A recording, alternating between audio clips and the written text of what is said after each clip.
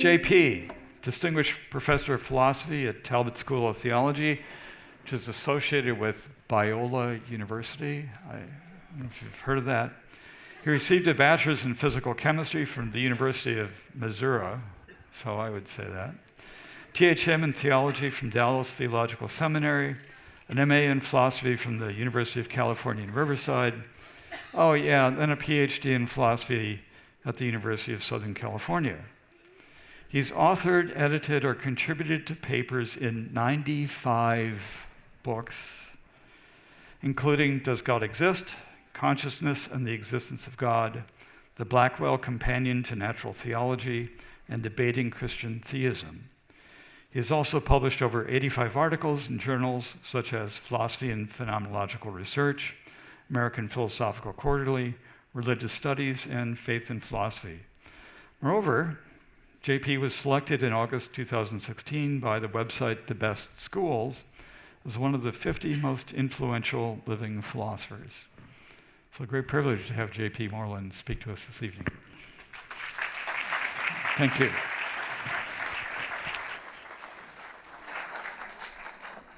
Well, good evening, ladies and gentlemen, and I want to thank you again on behalf of my colleagues for coming and being with us this evening. My job was to edit and to contribute 2 chapters to the philosophical section of this hernia-inducing book, and I was privileged to do that.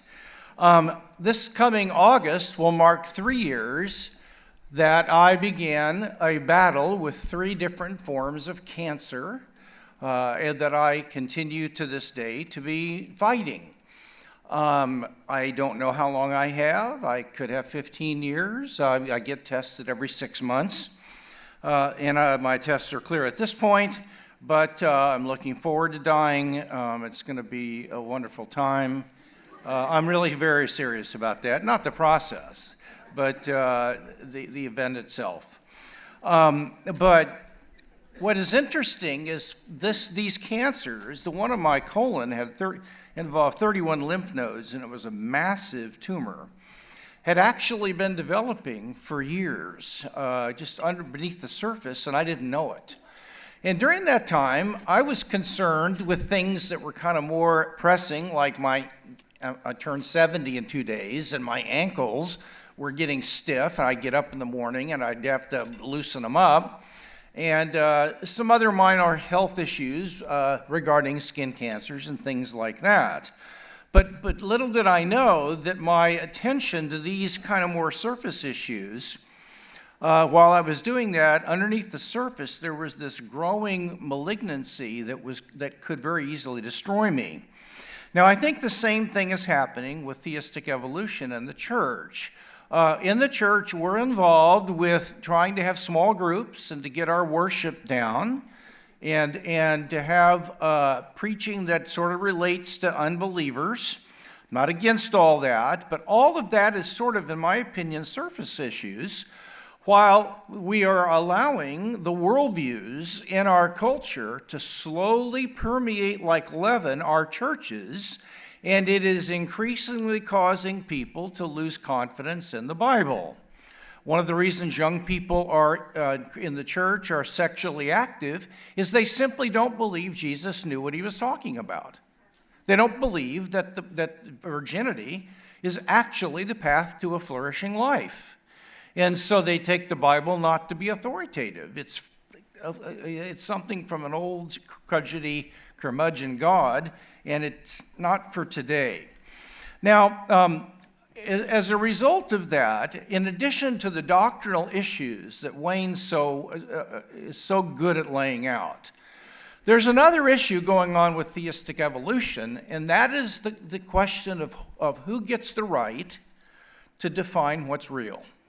Who has that right? Well, the answer to that is the person who has knowledge. A person who has knowledge of dentistry has the right to tell us how molars work.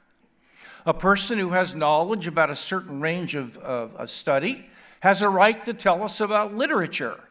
So it is on the basis of knowledge that people have authority to speak and act in public because they know something that makes them an expert or allows them to conduct those activities. But what theistic evolution has done, as I'm going to show you now, has actually contributed to something called scientism, which has the price that we've paid for that is that we've allowed people to come into the faith because we don't want to cause them to balk at theistic evolution or at evolution. But the price is that as a result, people no longer regard the Bible as a source of knowledge. They instead embrace what's called scientism. Now, there are two forms of scientism. There's strong and weak scientism. Strong scientism is the idea that the hard sciences are the only source of knowledge and truth about reality. Anything outside the hard sciences, the humanities, good Lord, theology and ethics, is simply nothing but personal, private feeling and emotion. And we must tolerate these personal opinions because nobody knows who's right. And there probably isn't anybody right when it comes to ethical and theological issues. As an illustration of this, years ago I was giving an evangelistic talk at a little dessert in a person's home. And one of the Christian brothers said he was inviting his boss, who had a PhD in physics from Hopkins and had been an engineer for about 20-some years, and that he hated Christianity. And he actually went out of his way at work to badger Christians at the coffee pot and go after them for their Christianity. And I said, well, thanks a lot.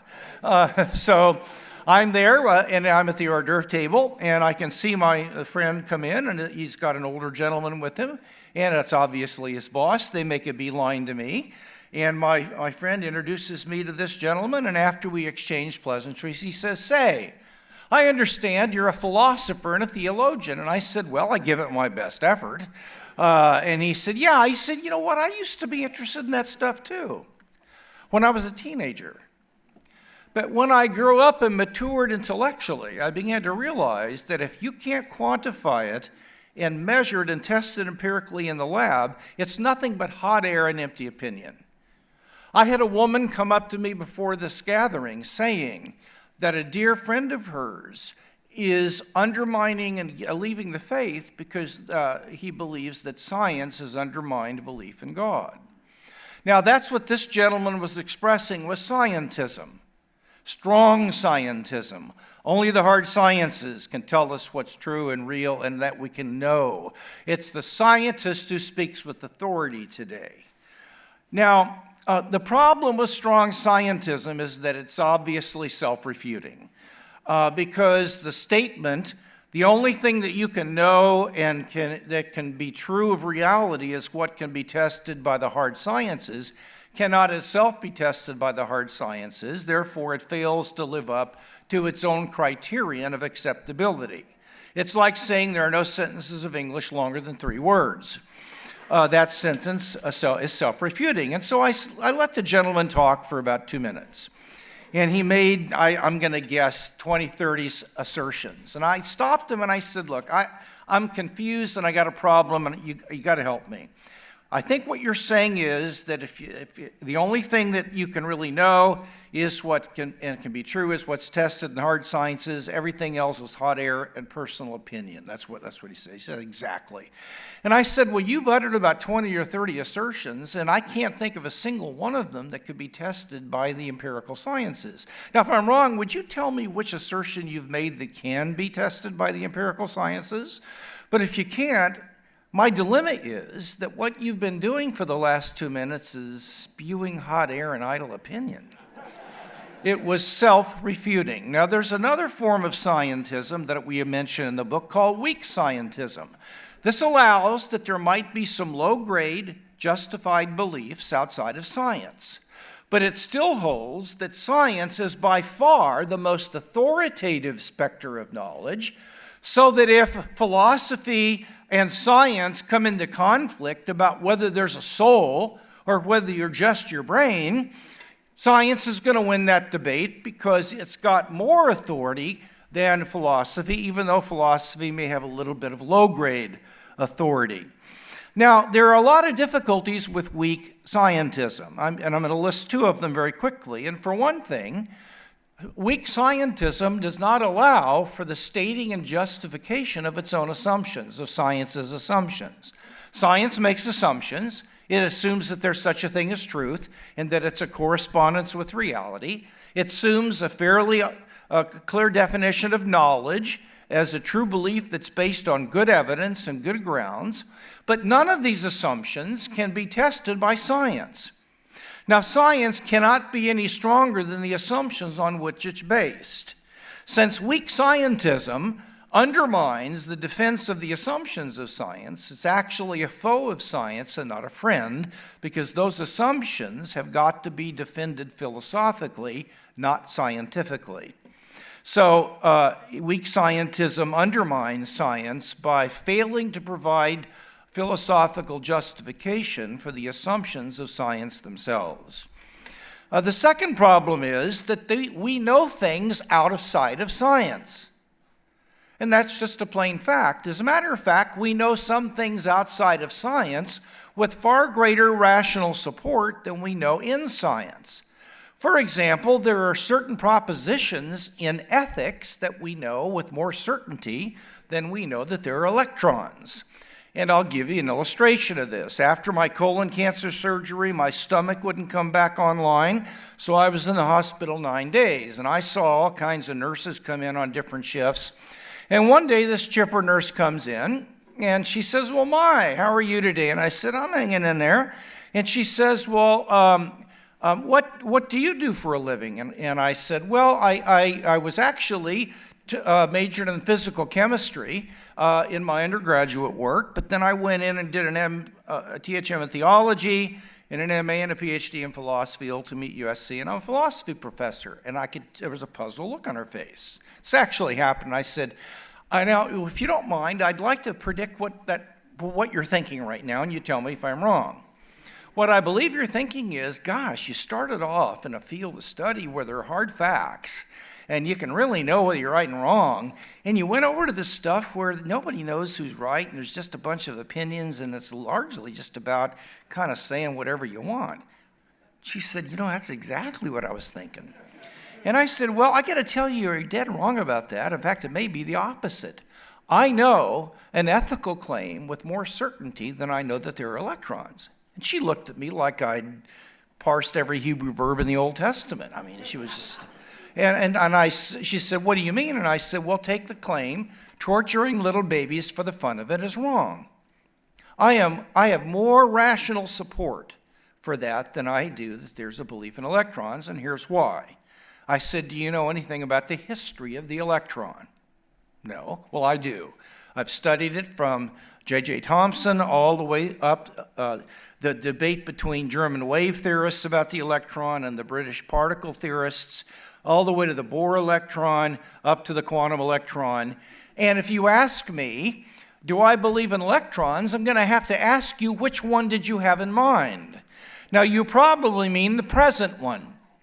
But look, is it beyond reasonable doubt that 50 years from now we will no longer believe that the electron as we currently conceive of it exists, given the history of the electron, and we might believe something completely different exists? Is that conceivable to you? Well, sure.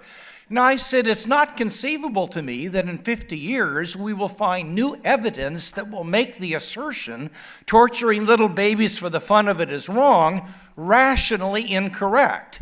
Now, don't get me wrong. I can imagine a situation where everybody in society would believe in torturing little babies for fun, but I can't think of rational evidence that would come in that would make that assertion obviously an irrational one.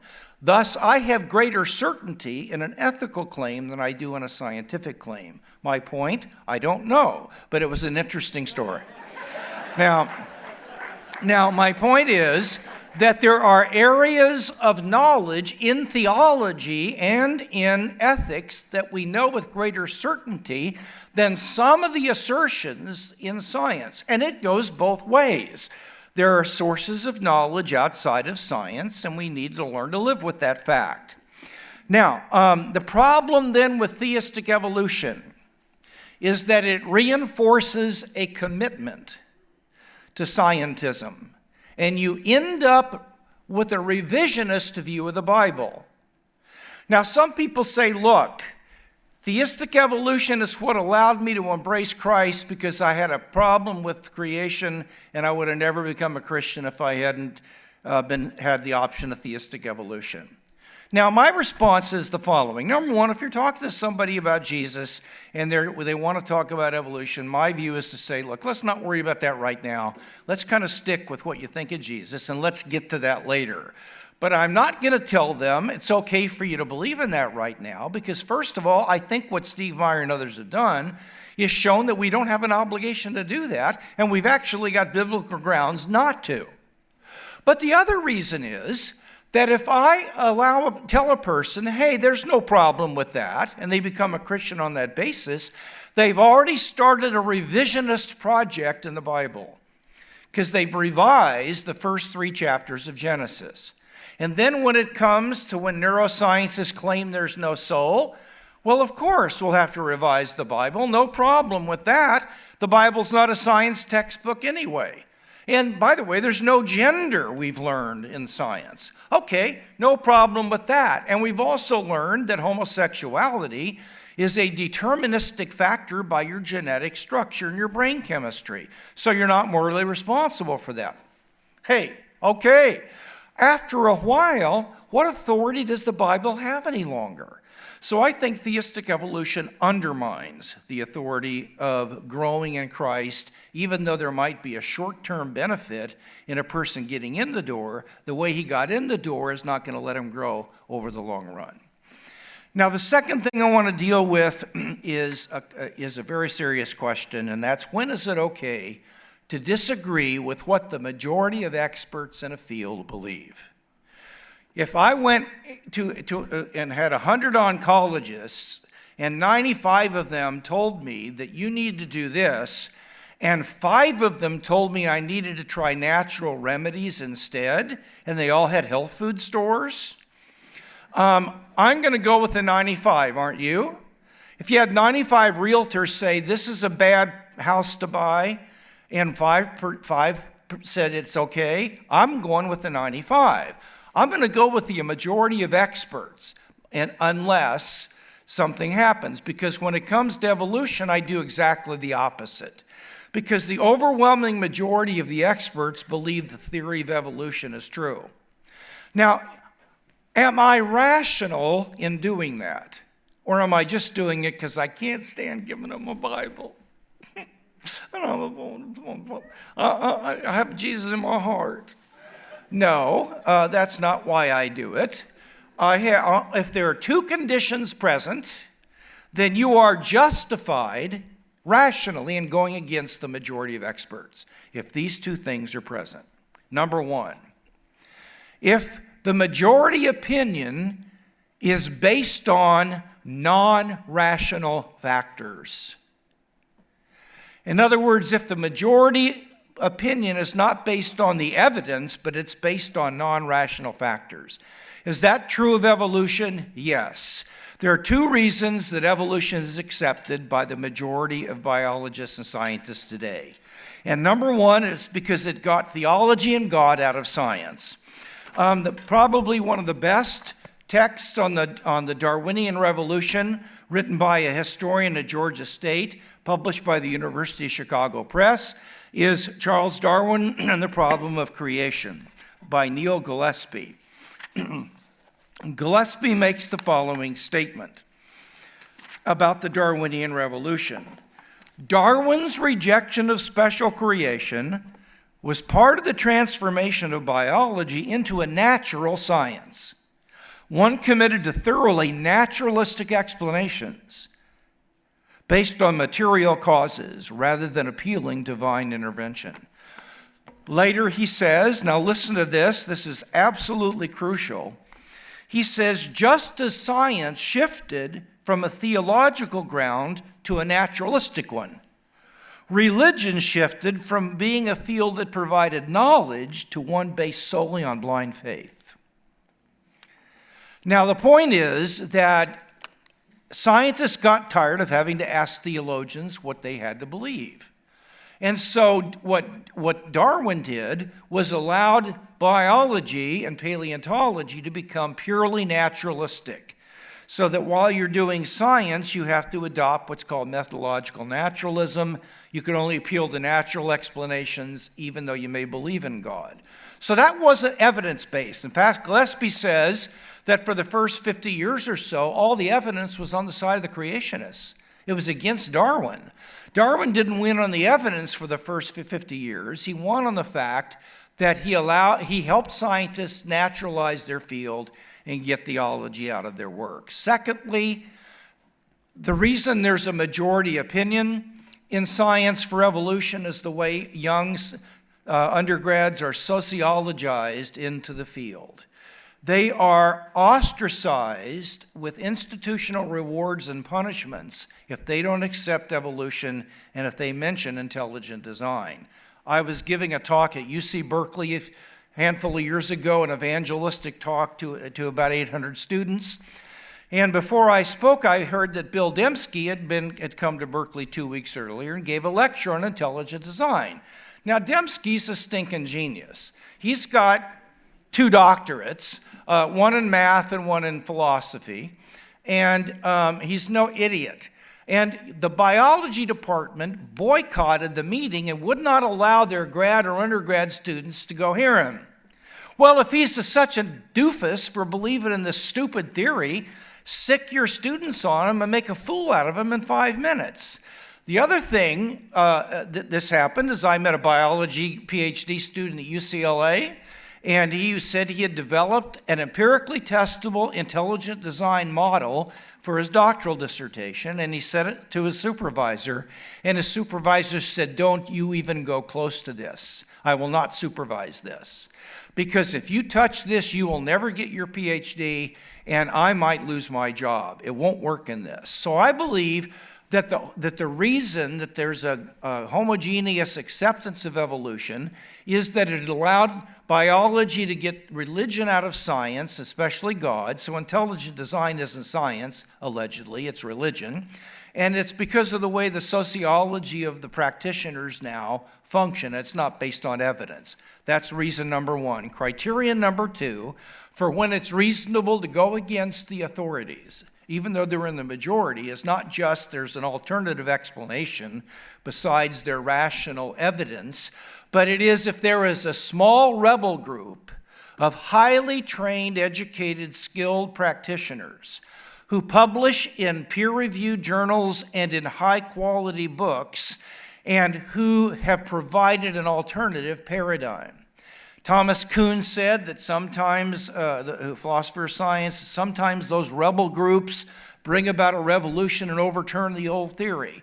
What we have in intelligent design today is not your granddaddy's creationists. These guys are SMART. And it's, by the way, it's about time Christians celebrated people that have credentials. I'm tired of pastors saying, you know, Jesus is for everybody. We don't care about being credentialed and all that stuff. Baloney. You need credentialed people. Jesus is for everybody. I'm for a blue-collar family. But we need credentialed people in the church who can defend what we believe in the highest levels of academia. Now, what we've got today is an unbelievably skilled rebel group of highly trained. You get the book Theistic Evolution. If you're in here and you're a theistic evolutionist, look at the qualifications of the people who publish in that, and that'll be enough. Thank you very much. Biola University prepares Christians to think biblically about everything, from science to business to education and the arts. Learn more at biola.edu.